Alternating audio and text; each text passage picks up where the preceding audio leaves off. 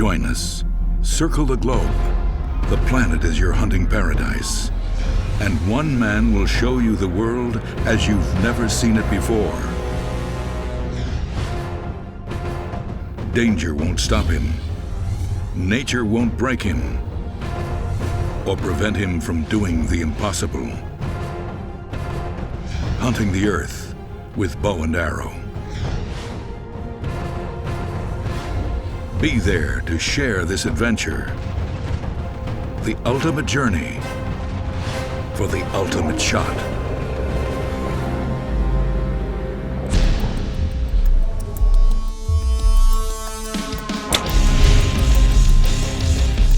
This was an ultimate shot indeed. And this is your host, Arczy a few years ago.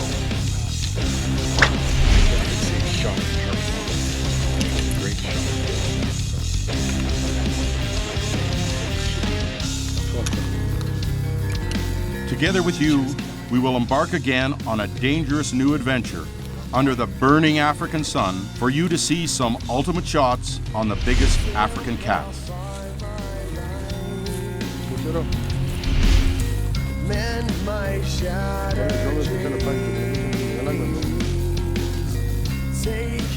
was so big we had to get a whole crew to come and fetch him. Yeah. Congratulations. 2004, and we just took a great puku, the first one we've seen thousands, and we've looked at a lot, and we think this one's maybe about 18 inches. That's what we were looking for. And magic number. Yeah, we got in and a little over 60 yards, and got a great opportunity to take a shot at him in the grass and the reeds. We had enough meat after the successful hunt for buffalo and hippo, so we would attract the attention of lions.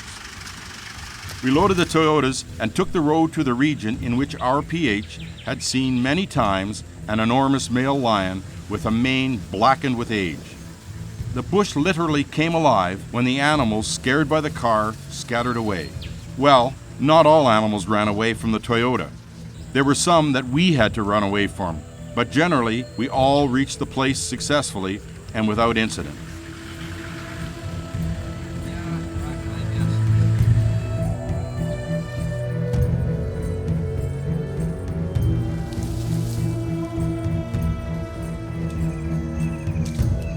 The terrain was perfect for a bow hunter setup. On one side, there was a dried river's bed, and on the other, the bush began at some 50 yards away. We would have next to perfect visibility in almost all directions. The trackers took their machetes and cleared away all the small twigs which might become obstacles for the arrow's flight. And I took advantage of this situation to train a little at the right distances on the perfect shooting range formed by the flat sand bottom.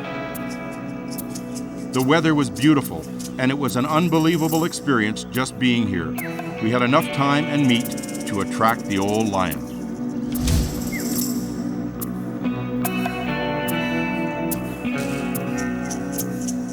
After a long preparation of the tree and bait setup, it was time to winch and raise the meat high above the ground so the hyenas wouldn't be able to reach it. The moment came when the leg, which weighed over 200 pounds, had to be hung in the tree.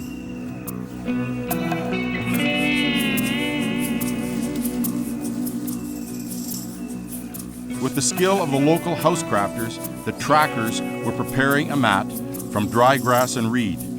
The success of our hunt depended on their teamwork. Back,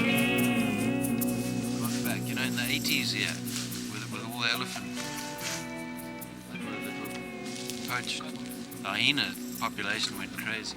I mean, you couldn't hang a bait. The hyenas would feed for days, so we used to hang our baits really high. You know, then the problem is the lion comes in and he feeds, and then it becomes difficult for him to feed me, and you go. But it seems to have gone back to normal now, and so you can hang the baits a bit lower. The meat and internal organs that were pulled on the ground would make all the predators which crossed the track follow it here to the source.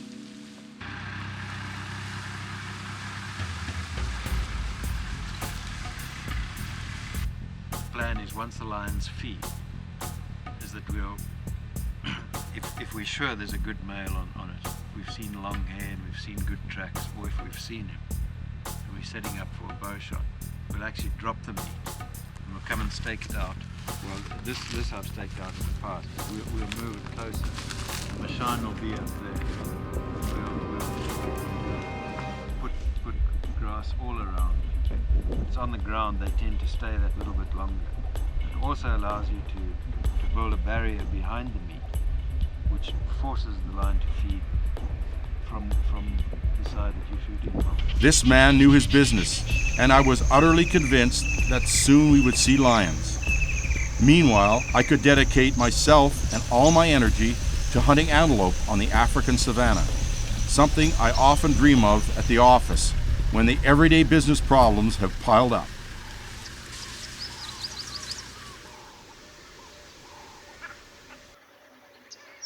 Now I was here, and my only wish was to bring the bow to full draw, so as to feel the intoxicating power of the weapon in my hands. To fail the first shot of the day is something very unpleasant.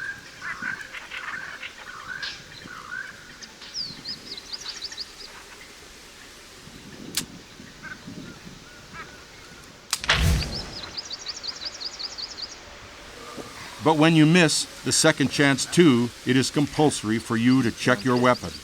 At least that's what I thought then.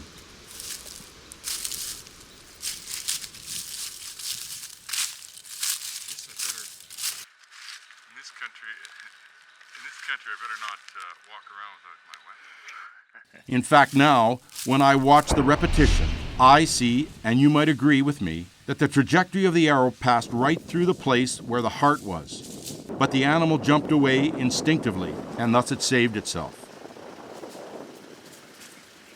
We were circling around the dry brush with the Toyota, looking for antelope, when we encountered a pride of lion. We could see only one female, but the intermittent roar of the rest of the pride told us that we were not welcome here. We approached with the car to observe the situation. Obviously, no one had any wish to get off of the Toyota except for John, the video cameraman. It was clear that he was the only one that had lost his common sense. And of course, we did not allow him that. And besides, if the lioness attacked him, no one would be able to complete this episode of The Ultimate Shot. All of the animals in the pride looked young and healthy. There was enough food in the bush for their population to grow. The only problem for the lions were the people, not the hunters, the human beings who cut the forests and cultivate the land. Those who easily, just for the sake of political profit, crossed off enormous territories from the wild lands necessary for the lions and multiple other species to live. It is interesting for you to know that the statistics for the lion population show that for the last 2 decades, their numbers have been cut in half. And not because the number of hunters has doubled, but due to the fact that the number of territories where these big predators could hunt and breed lessened dramatically. Human overpopulation and loss of value to cattle herds and crops. Thousands of years ago, lions and tigers ruled the earth. But with the development of the human society, they disappeared, and nowadays there is a future for the big cats only here in Africa. And it will be so until the price the hunters pay to hunt gets even with the price of the land which is necessary for their life. In Kenya, they lost the battle decades ago.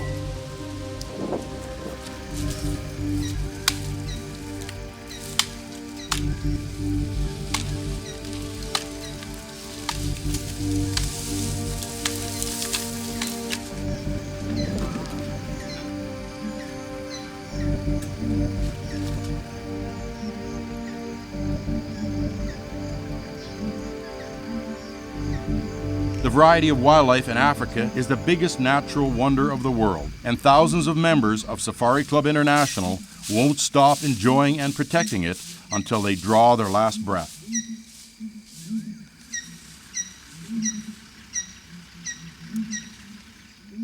While we were waiting for the baits to be hit by lions, and while we were cruising around the bush, we came across a herd of buffalo.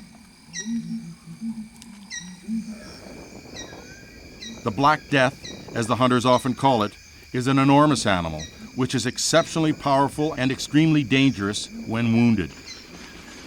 we could change the dangerous lion hunting with the even more dangerous chase of buffalo. And while we were stalking the herd, it turned out that we had fallen into an ambush made by the lions for the buffalo herd.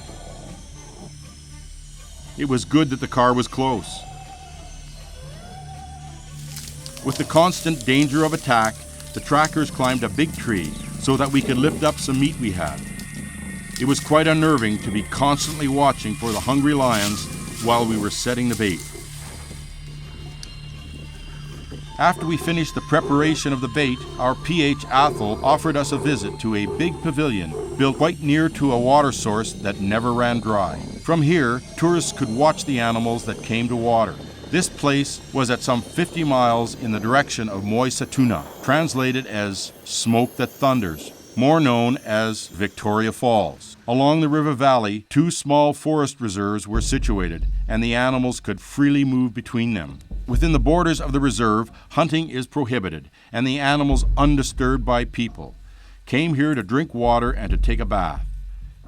It has always been interesting for me to observe the behavior of wild animals. I would gladly stay here even for a week, but work was waiting for us, and the road to camp was long, and we would get home well after dark. On the road back to base camp, we had several encounters with freely moving herds of elephants. The presence of the baby elephants made female adults irritable, and their aggressive behavior quickly returned us on our journey.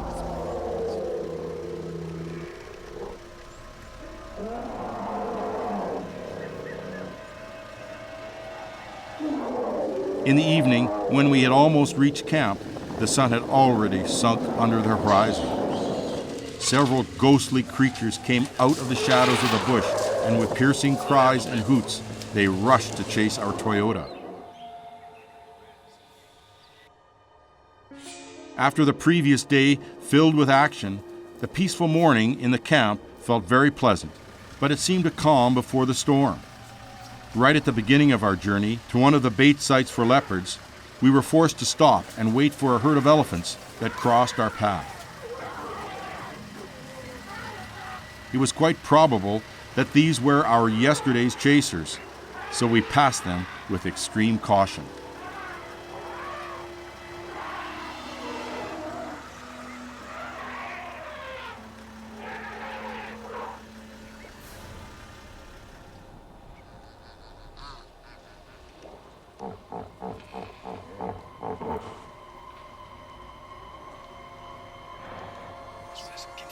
When we reached the place, we found out that the meat was not there.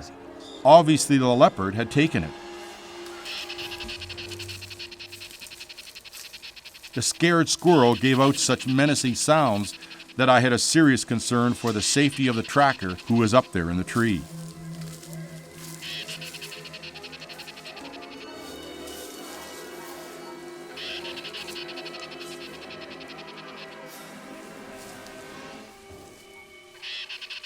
Finally, we put up some new meat, and looking around in all directions, we advanced to the hide made of straw sheaves tied to a wooden frame. The place looked quite stable. Here we would spend the night, waiting for the spotted cat.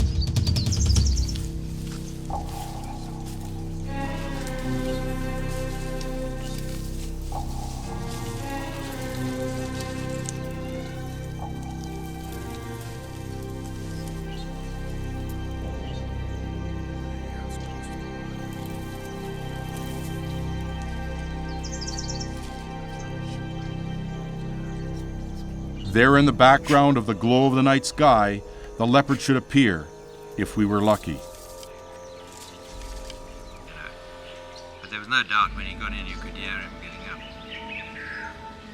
And then he appeared, walked out onto the branch and lay down. And of course the light was going. And then he started feeding and he got behind the bait and there was no shot as well. And then he fled for a long time. And eventually he stood up on the branch and I suggested to Archie if he could see him to have a go. And we did. Yep, and we could hear that it hit him really hard, you know. And he roared. When he hit the ball hit the ground, it was like a real thud. It wasn't like he'd sort of fallen a bit, but he's anyway. And he was lying there watching us, and so we backed off, and we just heard him kind of two gasps, and he moved a little way. And then we went around the bush, and we spotted him, and sure enough, he was dead. And so last night I was sound asleep, and we didn't know this was going on, of course, John and I, and I heard all this singing coming, and I thought, what's going on? You know, there's something's happening, and anyway, I looked out my window, and there's a flashlight coming to my chalet and saying, we got him. And we got him without anybody getting hurt, without having to shoot him with the rifles. That's the good news. After we enjoyed the beautiful trophy and the successful hunt for a while, we went to check the bait sites for lions. Approaching the first site, the tracker sensed the presence of lions, and then we saw them too.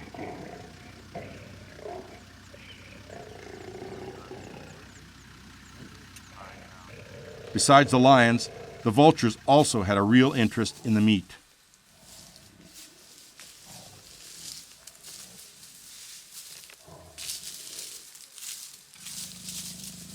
The tracks were fresh, left by a big animal, with the footprints sunk deep in the wet sand under its weight.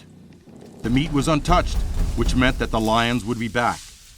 We had to act quickly, and Athol, our PH, organized the construction of a new machon made of straw and branches in the crown of a convenient branch tree.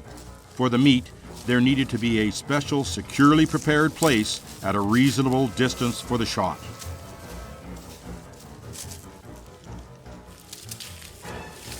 Not an hour passed, and everything was ready. Now only the meat, which the lions must have still had on their mind, had to be carried into position below the machon where we would wait for them. The last phase of the preparations was to erase, as far as they could, the traces of the freshly cut wood. Every unnatural detail, distinguishing them from the environment around us, would scare away the lions. At the end of the work, right before the car with the trackers and the driver were to depart and leave us alone, we heard the angry lions roar from the direction of the tree where the meat had hung. Evidently, some of them were following every action of ours. The question now was, which would prevail, hunger or instinct?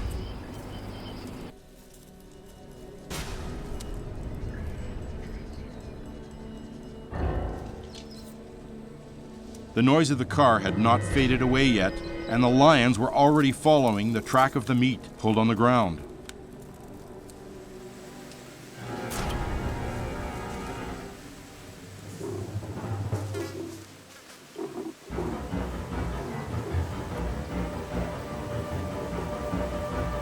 Despite the irresistible attraction which the lionesses were obviously feeling to the meat, she needed more than 20 minutes to come closer, and maybe she would not even have touched the food if the second female had not appeared.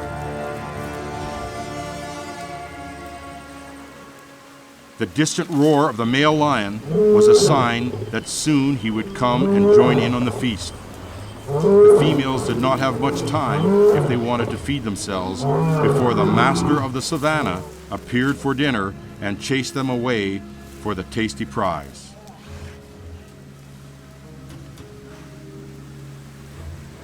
Abandoning any caution, the lionesses stuck their heads into the bloody leg.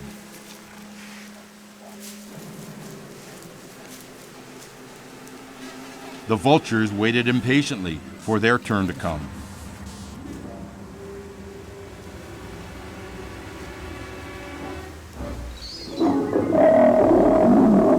It was time. The blood-freezing roar with which the predator announced its coming sent shivers down our spines. The day was already passing away, and the shadows of the trees melted into a general dusk. And then, at last, the mature lion approached the meat with a slow step. Some uncommon smells had drawn his attention to the wooden gate just for a short time, and after that, the wild animal proceeded to devouring ravenously, ripping chunks of fresh meat, tearing ligaments and muscles with its sharp teeth. Meanwhile, darkness was gradually becoming an overwhelming obstacle for an accurate shot with a bow. I had reached the point of no return for the shot. The lion spun, did a tight 10-yard circle, staggered, and lay down on one side. I had pierced his heart, and he had no idea what had just happened. Not even 30 seconds had passed after the shot, and we were already on top of the world. All of the labor that we had invested in this initiative was crowned with success. This was not simply a trophy. This was a battle, and we had won. The battle of the ultimate five, and the finale, an ultimate shot. In the next episode of The Ultimate Shot, we shall experience the magic of hunting in the virgin forests of Vancouver Island in the Pacific Northwest. You will join us in our quest for an exceptional trophy of a species named after North America's founder of conservation, a worldwide hunter, and a former president, Theodore Roosevelt. We will be on the fresh tracks of a world-class Roosevelt elk, tracking elk, sneaking between moss-covered trees, crawling through the ferns, vines, and thorn bushes to get close, along with you, for an amazing ultimate shot.